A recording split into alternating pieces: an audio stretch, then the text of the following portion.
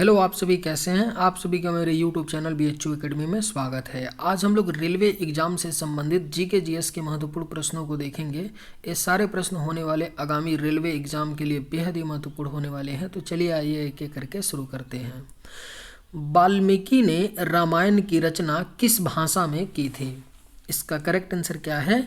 तो वाल्मीकि ने रामायण की जो रचना है यह की थी संस्कृत भाषा में, यानी सही करेक्ट आंसर क्या हो जाएगा? ऑप्शन बी हो जाएगा। वाल्मीकि ने रामायण की रचना संस्कृत भाषा में की थी।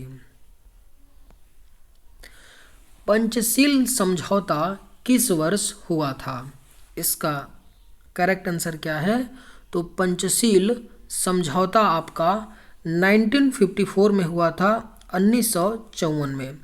और ये पंचशील जो समझौता है यह किस दो देशों के बीच हुआ था? तो भारत और चीन के बीच हुआ था पंचशील समझौता 1954 में। इसे आप लोग अच्छे से याद रखिएगा, देश भारत चीन के बीच।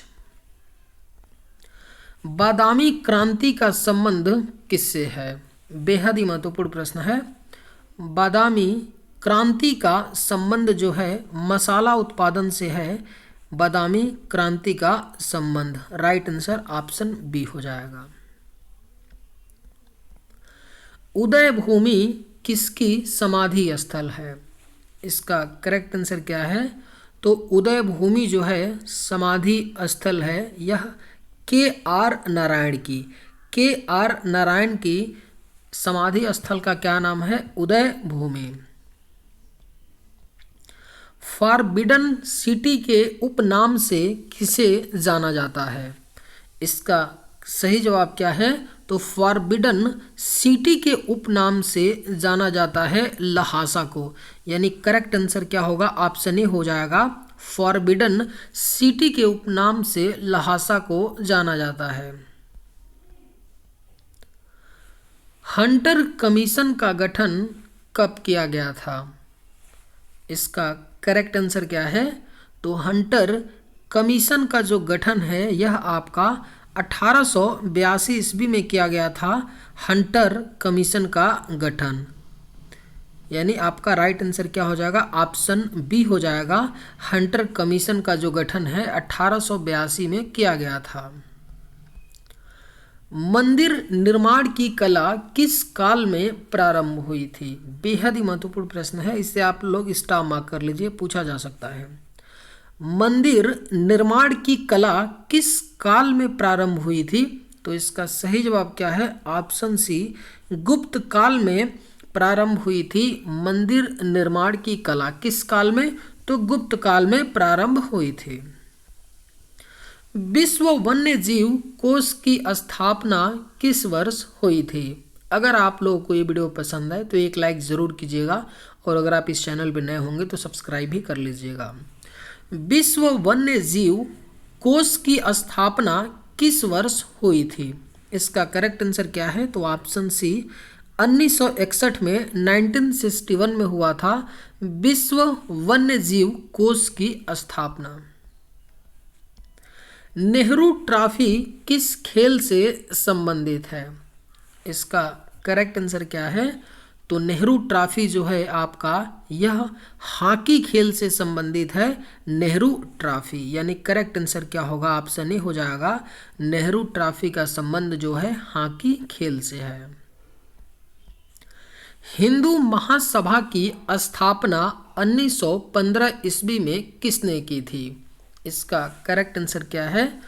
तो हिंदू महासभा की जो स्थापना है 1915 में यह किया गया था मदन मोहन मालवीय के द्वारा, यानी सही जवाब क्या है? ऑप्शन डी, हिंदू महासभा की स्थापना जो है मदन मोहन मालवीय ने की थी 1915 ईस्वी में। इस सन को भी याद रखिएगा, सन कई बार पूछ लिया जाता है। पंचशील समझौता किन दो देशों के बीच हुआ था?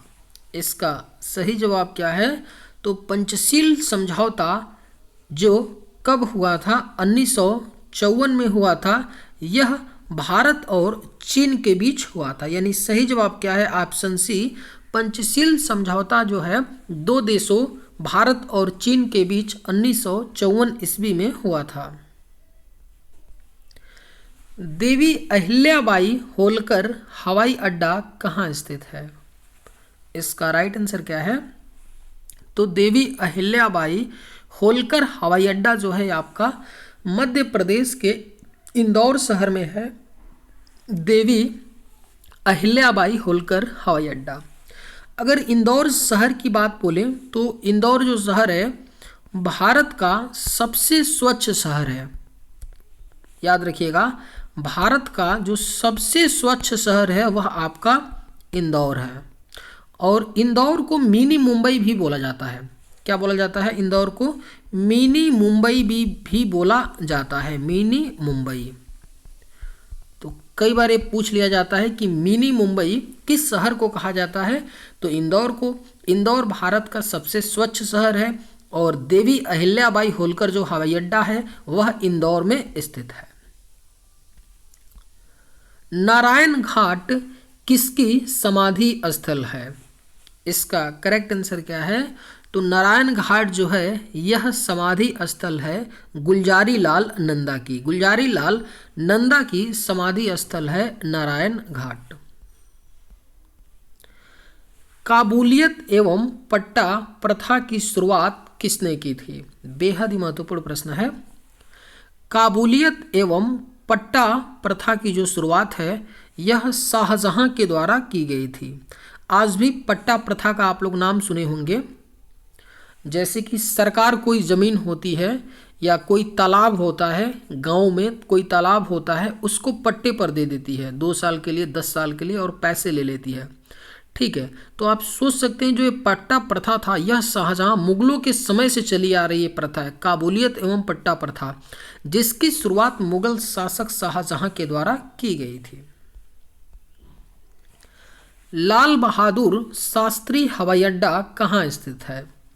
इसका सही जवाब क्या है? तो लाल बहादुर शास्त्री हवाई अड्डा जो है आपका वाराणसी में है, यानी बनारस शहर में है आपका लाल बहादुर शास्त्री हवाई अड्डा। वाराणसी कहाँ है? तो उत्तर प्रदेश में है आपका। वन इंडियन गर्ल्स पुस्तक के लेखक कौन हैं? इसका करेक्ट आंसर क्या है? बेहद ही मशहूर किताबें है। वन इंडियन गर्ल्स पुस्तक के जो लेखक हैं यह चेतन भगत हैं। सही जवाब ऑप्शन ए, चेतन भगत जो हैं वन इंडियन गर्ल्स पुस्तक के लेखक हैं। हिल पैलेस संग्रहालय किस राज्य में स्थित है? इसका सही जवाब क्या है? तो हिल पैलेस संग्रहालय जो है आपका केरल राज्य में स्थित है। हिल पैलेस संग्रहालय, यानी सही जवाब आपका ऑप्शन सी हो जाएगा। धौलागिरी शिखर किस देश में स्थित है? इसका करेक्ट आंसर क्या है? तो धौलागिरी शिखर जो है यह आपका नेपाल देश में स्थित है, धौलागिरी शिखर। तलजा गुफाएं किस राज्य में स्थित हैं? आपके ऑप्शंस हैं महाराष्ट्र, गुजरात, मध्य प्रदेश, राजस्थान। इसका सही जवाब क्या है? तो तलजा गुफाएं जो हैं यह आपका कौन से राज्य में सिचुएटेड हैं? तो करेक्ट आंसर ऑप्शन बी हो जाएगा, गुजरात में। यानी तलजा गुफाएं जो हैं गुजरात राज्य में स्थित हैं, यानी करेक्ट आंसर क्या होगा? ऑप्शन बी हो जाएगा।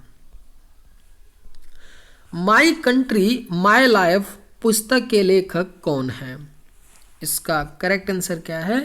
तो my life, my country my life पुस्तक के जो लेखक हैं यह LK अडवाणी हैं, यानी लाल कृष्ण अडवाणी हैं माई कंट्री माई लाइफ पुस्तक के लेखक। सही जवाब क्या होगा? ऑप्शन डी हो जाएगा। एंथुरियम त्योहार किस राज्य में मनाया जाता है? बेहद ही महत्वपूर्ण प्रश्न है। एंथुरियम जो त्योहार है यह आपका मनाया जाता है मिजोरम राज्य में, यानी सही जवाब आपका ऑप्शन बी हो जाएगा। एंथुरियम जो त्योहार है यह मिजोरम राज्य में मनाया जाता है। विश्व का तीसरा सबसे बड़ा महासागर कौन सा है? इसका करेक्ट आंसर क्या है? तो विश्व का जो तीसरा सबसे बड़ा महासागर है वह आपका हिंद महासागर है, यानी इंडियन ओशन जो है आपका विश्व का तीसरा सबसे बड़ा महासागर है? मुरलेन राष्ट्रीय उद्यान किस राज्य में स्थित है? इसका करेक्ट आंसर क्या है? तो मुरलेन राष्ट्रीय उद्यान जो है आपका मिजोरम राज्य में स्थित है। मुरलेन राष्ट्रीय उद्यान। आप इसको कैसे याद करेंगे? तो म से मुरलेन, म से मिजोरम, ठीक है। और जो का मात्रा है यहाँ पे देखिए यल पे मात्रा है दूसरे स्थान पे। मेघालय में क्या है? तो आपका पहले यह स्थान पे मे का मात्रा यानी पहले ही अक्षर में। आपका मणिपुर में तो बिल्कुल नहीं है। तो आप इसको ऐसे याद कर सकते हैं, है ना। मुरलेन जो है मिजोरम का राष्ट्रीय एक उद्यान है। भारत में केसर का सबसे बड़ा उत्पादक राज्य है? इसका सही जवाब क्या है? तो भारत में केसर का जो सबसे बड़ा उत्पादक राज्य है वह आपका जम्मू कश्मीर है। अब तो यूनियन टेरिटरी हो गया है।